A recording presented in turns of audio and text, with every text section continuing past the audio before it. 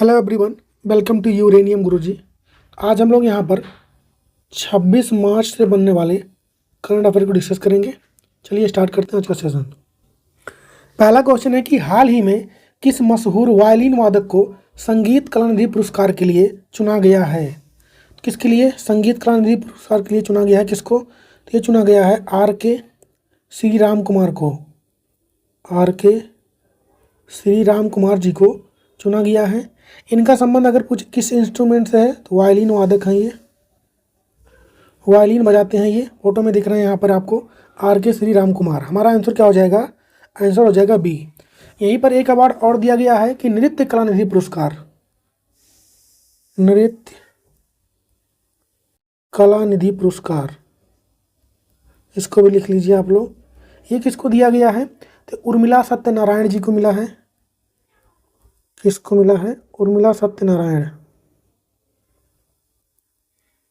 ये इनको दिया गया है, इसको ध्यान रखें। हमारा आंसर क्या हो गया? आर के श्री राम कुमार। हम लोग कुछ हाल फिलहाल में मिले अवार्ड को रिवाइज करेंगे। अब चलिए स्टार्ट करते हैं। तो पहला है कि एबल पुरस्कार 2024 वाला जो मिला था, लेटेस्ट वाला, किसको मिला था? तो मिशेल टालग्रेन को मिला था। किसको मिला था? मिशेल टालग्रेन को मिला था, इसको ध्यान रखना है। आर्यभट्ट पुरस्कार ये किसको मिला था? पावलुरी सुब्बाराव को मिला था। पावलुरी सुब्बाराव, इनको दिया गया था। विश्व प्रेस फोटो अवार्ड ये किसको मिला था? तो मोहम्मद सलेम को मिला था। मोहम्मद सलेम को मिला था। और गोल्ड मैन पर्यावरण अवार्ड ये किसको मिला था? आलोक शुक्ल को। आलोक शुक्ल को मिला था ये। बिटली गोल्ड अवार्ड ये किसको मिला था इस बार? पूर्णिमा देवी बर्मन को। पूर्णिमा देवी बर्मन को मिला था ये। अंतर्राष्ट्रीय बुकर पुरस्कार की बात करें, जेनी अर्पनबेक, जेनी अर्पनबेक को मिला इस बार। अब 59 नंबर का ज्ञानपीठ पुरस्कार ये किसको मिला? मैंने कल ही पढ़ाया आप लोग को, विनोद कुमार शुक्ल को। विनोद कुमार शुक्ल, इनको मिला। और 54 नंबर का दादा साहब फाल्के अवार्ड किसको मिला? मिथुन चक्रवर्ती को। मिथुन चक्रवर्ती को मिला, इसको भी ध्यान रखना है आपको। तो ये कुछ अवार्ड हो गए, इसको आप लोग को ध्यान रखना है। एक और लिख लीजिए आप लोग, यहीं पे कहाँ पे लिखे, ऊपर मिटा देता हूँ इसको। एक और लिखिए कि मेजर ध्यानचंद, मेजर ध्यानचंद जो पुरस्कार है इस बार किसको मिला है? 4 लोग को मिला है। एक तो मनु भाकर को मिला है, मनु भाकर जो कि शूटर है, इनको मिला है। डी गुकेश चेस प्लेयर है, इनको मिला है। ठीक है, और किसको मिला है? ये हरमनप्रीत सिंह को। हरमनप्रीत सिंह, हॉकी से इनका संबंध है। और एक मिला है परवीर कुमार को। परवीर एथलीट हैं ये, इनको मिला है। तो ये 4 लोग को इस बार मेजर ध्यानचंद खेल रत्न पुरस्कार मिला है। तो ये इंपॉर्टेंट कुछ अवार्ड हो गए 7-8, जिसको आप लोग ध्यान रखें। हम लोग बढ़ते हैं आगे। नेक्स्ट है कि हाल ही में मनोज कुमार ने संन्यास ले लिया है, उनका संबंध किस खेल से है? तो बॉक्सिंग से है। किस से है? बॉक्सिंग से। और हाल ही में सूरजकुंड मेले का आयोजन कहाँ पर किया गया है? तो इसका आयोजन कहाँ पर होता है? हरियाणा के फरीदाबाद में। हरियाणा के फरीदाबाद में। नेक्स्ट क्वेश्चन है कि कबड्डी विश्व कप 2025 को हाल ही में किस देश ने जीत लिया है? कबड्डी वर्ल्ड कप की बात करेंगे हम लोग। 2025 कबड्डी, इसका पहली बात तो कब से कब तक चला? ये 17 से लेकर के 23 मार्च तक इसका आयोजन हुआ। इस बार इसका होस्ट कौन था? तो इसका आयोजन कहाँ पर हुआ? इंग्लैंड में। ये भी ध्यान रखें, एशिया के बाहर पहली बार इसका आयोजन किया गया है। किस नंबर का था इस बार? एडिशन कौन था इसका? तो सेकेंड एडिशन था, इसको भी ध्यान रखें। अब बात आती है जीता कौन। तो मेल और फीमेल। मेल कैटेगरी में कौन जीता है? तो मेल में जीता है भारत। हारा कौन? हारा है मेजबान यानी इंग्लैंड। फीमेल की बात करेंगे तो इसमें जीता कौन? तो इसमें भी जीता है भारत। और फीमेल में हारा कौन? तो इसमें भी इंग्लैंड ही हारा है, इसको ध्यान रखें। हमारा आंसर क्या हो जाएगा? भारत। अच्छा, कबड्डी वर्ल्ड कप जो फर्स्ट टाइम जो पहली बार हुआ था, ये कहाँ पर हुआ था? तो ये हुआ था मलेशिया में। और इसको भी जीता किसने था? तो भारत ने ही जीता था, इसको भी ध्यान रखें। नेक्स्ट क्वेश्चन है कि हाल ही में शहीद दिवस कब मनाया गया है? तो ये मनाया जाता है 30 जनवरी को। 30 जनवरी को मनाया जाता है। एक शहीद दिवस और होता है जो कि 23 मार्च को मनाया जाता है, उसको आज हम लोग अभी आगे देखेंगे। हाल ही में चंद्रिका टंडन ने अपनी किस एल्बम के लिए ग्रैमी पुरस्कार जीता है? तो इस बार का ग्रैमी पुरस्कार किसको मिला है? चंद्रिका टंडन जी को मिला है। इनका एल्बम का नाम है त्रिवेणी, इसके लिए दिया गया है। नेक्स्ट है कि हाल ही में केरल में कितने मेगालिथिक संरचनाओं की खोज हुई है? तो अभी हाल ही में केरल में ऐसा हुआ है, केरल में मलमपुझा बांध है पलक्कड़ डिस्ट्रिक्ट में, वहाँ पर पाया गया है। ये कहाँ पर? सबसे पहले प्लेस लिख लीजिए आप लोग, कहाँ पर पाया गया है? तो केरल में। केरल में कहाँ पर? तो मलमपुझा बांध है, यहाँ पर स्थित है, यहीं पर पाया गया है। और ये किस डिस्ट्रिक्ट में है अगर ये पूछे तो पलक्कड़ डिस्ट्रिक्ट में ये स्थित है, वहाँ पर पाया गया है। कितने मतलब मेगालिथिक संरचनाएं मिली हैं यहाँ पर? तो मिली हैं 110। कितनी मिली हैं टोटल? 110 यहाँ पर खोज हुई है। हाल ही में उत्खनन के दौरान ऐसा हुआ है। फोटो में देख सकते हैं आप, ये पत्थर हैं, इन्हीं की खोज यहाँ पर हुई है। किससे बना होगा ये? तो ग्रेनाइट से बना होगा, इन सब चीज़ों से। और मेगालिथिक संरचना मतलब, मेगालिथिक का मतलब होता है आयरन एज, लौह युग को हम लोग क्या बोलते थे? मेगालिथिक। हमारा आंसर क्या हो जाएगा? बी। बात आई है केरल की, तो केरल के बारे में डिस्कस करेंगे हम लोग। पहली बात तो केरल का फॉर्मेशन कब हुआ था? तो इसके अगर फॉर्मेशन की बात करें हम केरल का, तो 1 नवंबर 1956 को केरल स्टेट बना था। इसकी कैपिटल क्या होती है? तो होती है तिरुअनंतपुरम। यहाँ पर वर्तमान मुख्यमंत्री कौन है? तो पिनाराई विजयन है। पिनाराई विजयन यहाँ के सीएम है। गवर्नर कौन है? तो राजेंद्र विश्वनाथ अर्लेकर हैं। कौन है?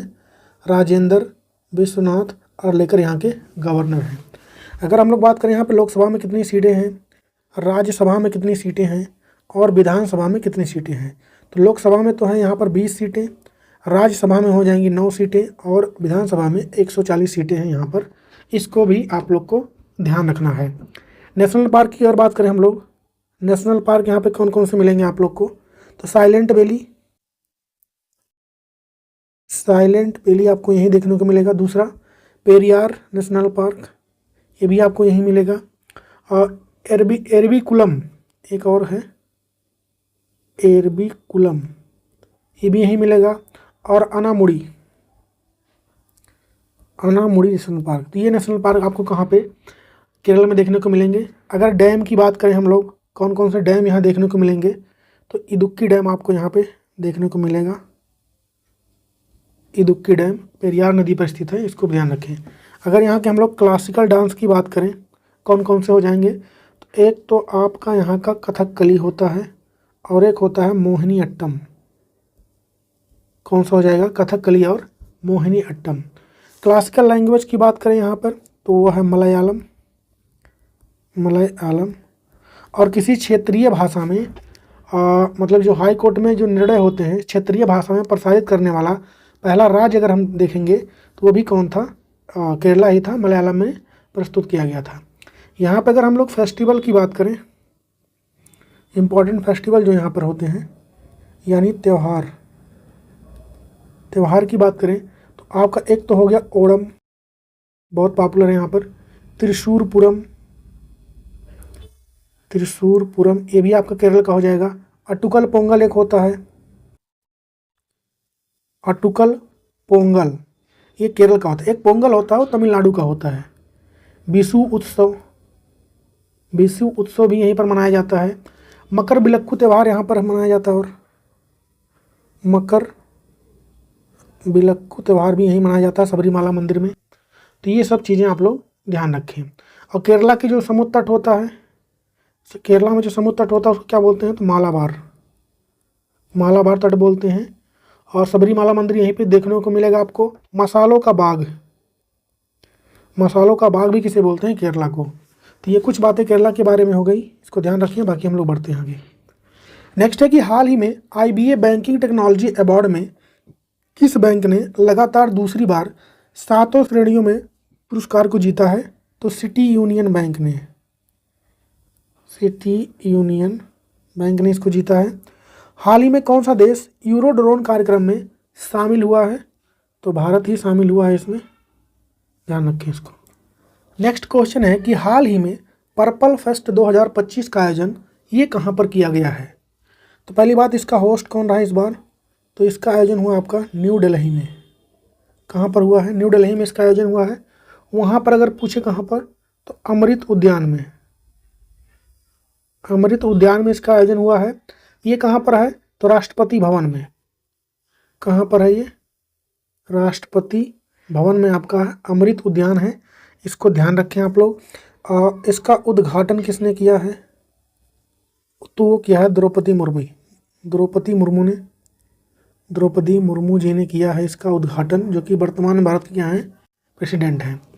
अच्छा, इसका उद्देश्य क्या था? इसका उद्देश्य क्या हो जाएगा? तो विकलांग व्यक्तियों की प्रतिभा, उपलब्धियों और उनको मतलब उसका जश्न मनाना और उनको मोटिवेट करना इसका उद्देश्य था। तो विकलांग व्यक्तियों की प्रतिभा को बढ़ाना और मोटिवेट करना उनका उद्देश्य रहा था। अच्छा, पहला वाला कब मनाया गया था ये? अच्छा, हमारा आंसर क्या हो जाएगा इसमें? नई दिल्ली हो जाएगा। अगर ये पूछे कि फर्स्ट वाला जो पर्पल ये फेस्ट था ये कब मनाया गया था? तो 2023 में। कहाँ पर? तो गोवा के पणजी में। कहाँ पर? गोवा के पणजी में इसको मनाया गया था। सेकेंड वाला कहाँ पर हुआ था? सेकेंड वाला हुआ था 2024 में। ये कहाँ पर मनाया गया था? न्यू दिल्ली में। और थर्ड वाला ये है, कब हो रहा है? 2025 में। ये भी कहाँ पर हो रहा है? न्यू दिल्ली में। तो इसको ध्यान रखें, बाकी हम लोग बढ़ते हैं आगे। नेक्स्ट है कि 2025-26 के बजट में किस मंत्रालय को सबसे अधिक बजट का आवंटन हुआ है? तो डिफेंस मिनिस्ट्री को हुआ है। और हाल ही में वर्ल्ड पिकबॉल लीग 2025 को किसने जीत लिया है? तो बेंगलुरु जवान्स ने।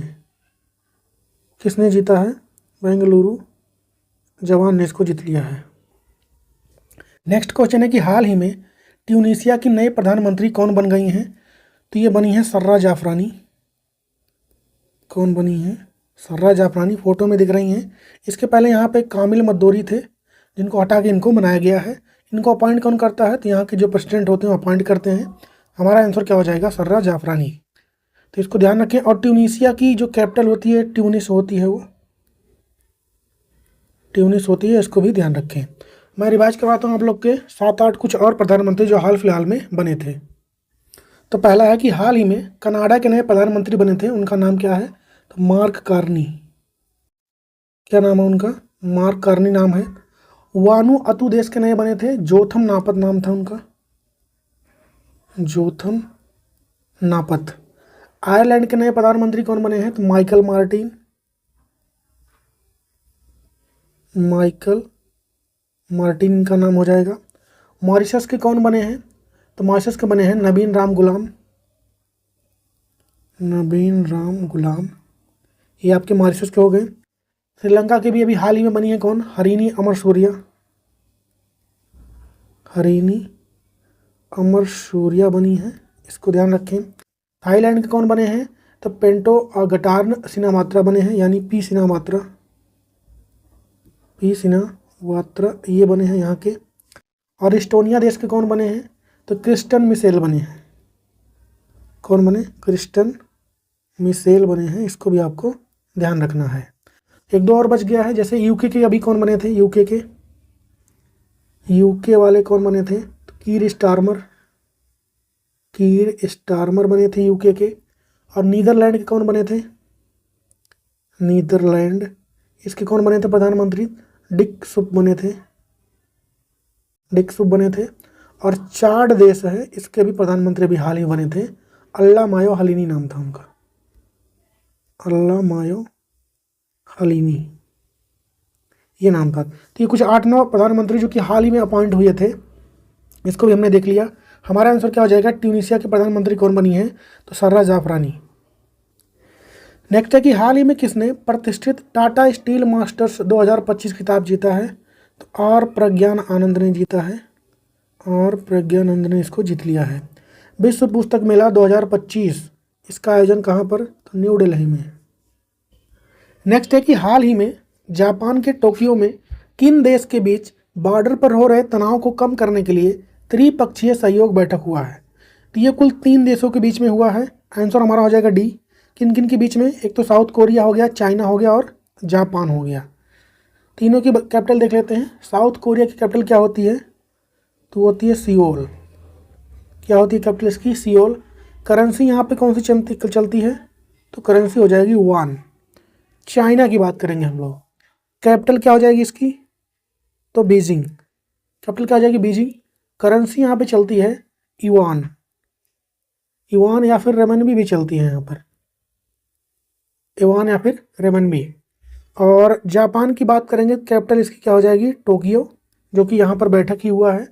और यहाँ पे ये बात हो गई टोक्यो के बारे में। और यहाँ की संसद को क्या बोलते हैं? ये भी क्वेश्चन बनता है। तो डाइट। सुकुमारों का देश भी कहा जाता है जापान को, इसको भी आपको ध्यान रखना है। हाल ही में एलन मस्क ने डिजिटल वॉलेट एक्स मनी के लिए किसके साथ समझौता किया है? तो ये समझौता किया है वीजा के साथ। वीजा। हाल ही में किस भारतीय को नासा के एक्सियोम 4 मिशन के लिए चुना गया है? तो शुभांशु शुक्ला को चुना गया है। किसको? शुभांशु शुक्ला, इनको चुना गया है इसके लिए। नेक्स्ट क्वेश्चन है कि हाल ही में वरिष्ठ नागरिक आयोग स्थापित करने वाला भारत का पहला राज्य कौन बन गया है? तो ये बन गया है केरला। केरला के बारे में मैंने ऊपर ही आप लोग को डिटेल में बता दिया है, तो इसके बारे में विशेष नहीं देखेंगे। ये वरिष्ठ नागरिक आयोग जो स्थापित हुआ है, इसका क्या काम होगा? तो जो वृद्ध लोग होते हैं उनका देखभाल करना, शोषण से बचाना उनको। बहुत लोग घर से निकाल देते हैं वृद्ध हो जाने पर, तो उन सब के लिए इसको चलाया गया है। हमारा आंसर क्या हो जाएगा? केरल। नेक्स्ट है कि हाल ही में किस राज्य ने मन मित्र नामक एक चैटबॉट की सुविधा को लॉन्च किया है? तो आंध्र प्रदेश ने। हाल ही में सर्वोच्च न्यायालय की स्थापना दिवस कब मनाया गया है? तो यह हुआ था 28 जनवरी को। नेक्स्ट क्वेश्चन है कि हाल ही में squash rocket federation of India में महिला एकल खिताब किसने जीत लिया है? तो इसको जीता है अनाहत सिंह ने। नई दिल्ली की रहने वाली हैं ये अनाहत सिंह। आंसर क्या हो जाएगा? अनाहत सिंह। फीमेल वाला इन्होंने जीता है। मेल वाला किसने जीता है? तो वीर चोटानी ने जीता है। क्या नाम है उनका? वीर चोटानी ने मेल वाला जीता है, फीमेल वाला अनाहत सिंह ने। अगर हम लोग वर्ल्ड स्क्वैश फेडरेशन की बात करें तो इसकी स्थापना कब हुई थी? 1967 में। इसका हेडक्वार्टर कहाँ मिलेगा आपको? तो इंग्लैंड में। और इसके वर्तमान प्रेसिडेंट कौन है? तो जेना बेल्ड्रीज। क्या नाम है उनका? जेना बोल्ड्रीज, ये इनका नाम हो जाएगा। ये फोटो में आपको दिख रही है अनाहत सिंह। नेक्स्ट है कि हाल ही में भारत का पहला सफ़ेद बाघ प्रजनन केंद्र किस राज्य में स्थापित किया गया है? तो मध्य प्रदेश में।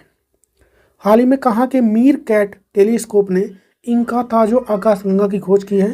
तो ये है साउथ अफ्रीका का। नेक्स्ट है कि हाल ही में राष्ट्रीय कर्मयोगी जन सेवा कार्यक्रम की शुरुआत किस मंत्रालय द्वारा किया गया है? तो आयुष मंत्रालय द्वारा किया गया है। नेक्स्ट है कि हाल ही में बेल्जियम के नए प्रधानमंत्री के रूप में किसने शपथ लिया है? तो ward D weber. Ward D weber इनका नाम हो जाएगा। हाल ही में ऑन्कोसेरिसियासिस बीमारी को किस देश ने ख़त्म कर दिया है? तो यह है नाइजर, अफ्रीकी कंट्री है ये। नेक्स्ट क्वेश्चन है कि हाल ही में उड़ीसा हाई कोर्ट के नए चीफ जस्टिस कौन बन गए हैं? तो ये बने हैं हरीश टंडन। कौन बने हैं? हरीश टंडन बनी है। हमारा आंसर क्या हो जाएगा? ए। ये फोटो में दिख रहे हैं हरीश टंडन, ये बन गए हैं उड़ीसा हाई कोर्ट के नए चीफ जस्टिस। अच्छा, हाई कोर्ट की बात आई है तो हाई कोर्ट का जिक्र किस आर्टिकल में होता है? किस आर्टिकल में होता है? तो 214 से लेकर के 231 यानी 214 से लेकर के 231 तक जिक्र किसका मिलता है? हाई कोर्ट का। अच्छा, भारत में टोटल कितने हाई कोर्ट हैं? टोटल हाई कोर्ट की संख्या कितनी है? वर्तमान में है 25 नंबर वाला अगर पूछे कौन सा था तो ये अमरावती था। अमरावती, इसको भी ध्यान रखें। अच्छा, हाई कोर्ट में फर्स्ट महिला जज कौन थी हाई कोर्ट में? तो ये थी अन्ना चांडी। अन्ना चांडी थी, जो कि कहाँ पे? केरल हाई कोर्ट की थी, इसको भी ध्यान रखना है। अच्छा, हाई कोर्ट में फर्स्ट फीमेल चीफ जस्टिस कौन थी? तो ये थी लीला सेठ। कौन थी? लीला सेठ थी। ये किस हाई कोर्ट में थी? तो हिमाचल प्रदेश हाई कोर्ट में ये थी, इसको भी ध्यान रखना है। और सबसे बड़ा हाई कोर्ट परिसर अभी हाल ही में कहाँ पर बना है? तो झारखंड के रांची में बना है ये। और क्षेत्रीय भाषा में प्रसारण करने वाला, मैंने ऊपर ही बताया आप लोग को, क्षेत्रीय भाषा में हाई कोर्ट का जो है प्रसारण करने वाला पहला राज्य कौन बना? तो वो वाला केरल बना है। किस भाषा में? तो मलयालम में। इसको भी ध्यान रखना है आपको। और मासिक धर्म यानी मेंस्ट्रुएशन साइकिल जो होता है औरतों को, उसके लिए छुट्टी देने वाला, छुट्टी यानी अवकाश देने वाला, इसके लिए पहला स्टेट कौन बना था? पहला हाई कोर्ट कौन बना था? तो ये सिक्किम हाई कोर्ट था। तो ये कुछ बातें हो गई हाई कोर्ट से, इसको ध्यान रखें। बाकी हम लोग बढ़ते हैं। और हाल ही में वित्त मंत्री निर्मला सीतारमण द्वारा पेश किए गए बजट 2025-26 में कितनी व्यक्तिगत आय को कर मुक्त किया गया है? तो 12 लाख। हाल ही में महाकुंभ में मची भगदड़ पर किसकी अध्यक्षता में न्यायिक आयोग का गठन किया गया है? तो हर्ष कुमार कौन है? तो ये इलाहाबाद हाई कोर्ट के पूर्व चीफ जस्टिस रह चुके हैं। नेक्स्ट क्वेश्चन है कि हाल ही में शहीद दिवस कब मनाया गया? तो शहीद दिवस कब मनाया गया? तो ये मनाया जाता है 23 मार्च को। इसी दिन 3 लोग को फांसी दी गई थी। कौन कौन थे? राजगुरु भगत सिंह और सुखदेव। इन 3 लोग को इस दिन फांसी दिया गया था अंग्रेजों के द्वारा, इसीलिए हम लोग इसको मनाते हैं। इसके बारे में थोड़ा बताता हूँ मैं आप लोग, कहानी क्या था। तो 1928 में अंग्रेज क्या लेके आते हैं? साइमन कमीशन लेके आते हैं। इसमें साइमन कमीशन में क्या होता है कि जितने भी मेंबर होते हैं सारे अंग्रेज के ही रहते हैं। उसमें कोई मतलब ठीक जो पोस्ट रहते हैं, बड़े बड़े पोस्ट, उस पर सारे कौन रहते हैं? अंग्रेज, मतलब डिसीजन मेकिंग वाले पोस्ट पे। तो भारत उसका विरोध करता है। उसको लीड कौन कर रहे थे? लाला लाजपत राय उसको लीड कर रहे थे वहाँ पर। और अंग्रेजों की तरफ से जो लीड कर रहे थे वो थे सैंडर्स। कौन थे? सैंडर्स थे। और इधर से लाला लाजपत राय थे। तो क्या होता है कि सैंडर्स जो है लाठीचार्ज का वो ऑर्डर देते हैं अपने सैनिकों को, और लाला लाजपत राय पे लाठीचार्ज करते हैं, और उसी वजह से उनको एक सर में लग जाता है और उनकी कुछ दिन बाद मृत्यु हो जाती है। इन्हीं के कौन थे? शिष्य भगत सिंह इनके शिष्य थे। इनको मारने का प्लान बनाते हैं, किसको? सैंडर्स को। लेकिन मार किसी और को देते हैं ये तीनों लोग, राजगुरु, भगत सिंह और सुखदेव। इसी वजह से इनको लाहौर में 23 मार्च 1931 में इनको फांसी की सज़ा दी जाती है। इसलिए हम लोग 23 मार्च को शहीद दिवस के रूप में मनाते हैं। हमारा आंसर क्या हो गया? 23 मार्च। एक और मनाते हैं हम लोग 30 जनवरी को, मैंने ऊपर बताया ही था। 2 शहीद दिवस हम लोग मनाते हैं। अच्छा, साइमन गो बैक का नारा भी लाला लाजपत राय ने यहीं पर लगवाया था इनके विरोध में। तो ये सब कहानी था इसके पीछे। और हाल ही में भारत और किस देश के बीच एक्वेरियन युद्ध अभ्यास का आयोजन हुआ है? तो ये होता है मालदीव के बीच। किसके बीच में? मालदीव के बीच में होता है। आप लोग कमेंट में बताइए कि जो मालाबार युद्ध अभ्यास होता है ये किसके बीच होता है। हाल ही में अंडर 19 महिला क्रिकेट विश्व कप का खिताब किसने जीता है? तो इसको जीता है भारत ने। और कमेंट में छापिए कि 59 नंबर का ज्ञानपीठ पुरस्कार अभी हाल ही में मिला है, ये किसको दिया गया है। तो यहाँ पर कंप्लीट हो गया आज का सेशन। वीडियो कैसा लग रहा है, कंटेंट कैसा है, सही है नहीं, आपके लिए हेल्पफुल हो रहा है कि नहीं, इसको आप लोग कमेंट में बता सकते हैं। बाकी हम लोग कल मिलेंगे, तब तक के लिए जय हिंद।